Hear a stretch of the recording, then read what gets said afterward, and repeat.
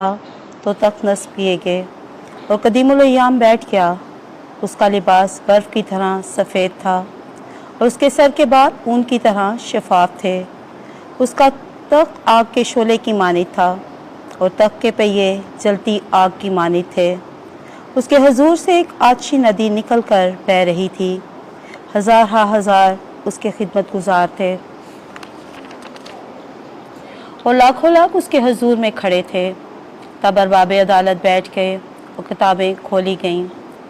मैंने रात के रोया में नज़र की तो क्या देखता हूँ कि एक शख्स इब्ने इंसान की मानित आसमान के बादलों के साथ आया और वो कदीमुल अय्याम तक पहुँचा और उसके हुजूर लाया गया और हुकूमत और अज़मत और मुमलिकत उसके सुपुर्द की गई ताकि तमाम कौमें और उम्मतें और ज़ुबानें उसकी खिदमत गुजार हों।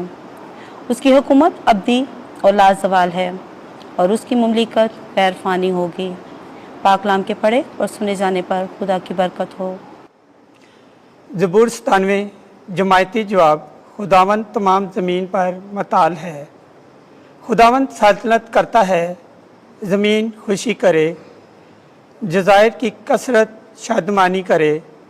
बादल और तारीकी उसके गिर्द हैं, अदल और इंसाफ उसके तख्त का क़याम है। जमायती जवाब।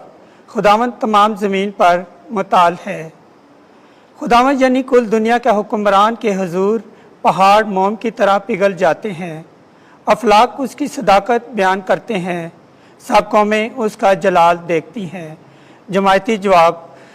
खुदावंद तमाम ज़मीन पर मताल है, क्योंकि तू ए खुदावंद तमाम ज़मीन पर मुताल है, तो तमाम मबूदों की नस्बत बुलंद तरीन है।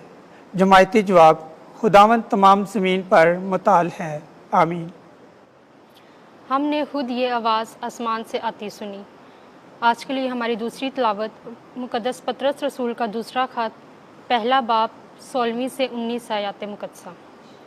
ऐ प्यारो, हमने तुम्हें फ़िलॉसफ़ी की कहानियों का पीछा करके नहीं, बल्कि आप उसकी अज़मत देखने वाले होकर अपने खुदावंद यीशु मसीह की कुदरत और ज़हूर की खबर दी थी, क्योंकि उसने खुदावंद बाप से उस वक्त इज़्ज़त और बुज़ुर्गी पाई जिस वक्त नहायत बड़े जलाल से उसको ऐसी आवाज़ आई, ये मेरा बेटा है अल महबूब, जिससे मैं खुश हूँ।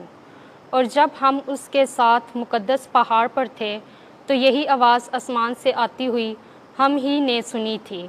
हमारे पास नबियों का वो कलाम है जो ज़्यादा कायम है, और तो अच्छा करते हो जो उस पर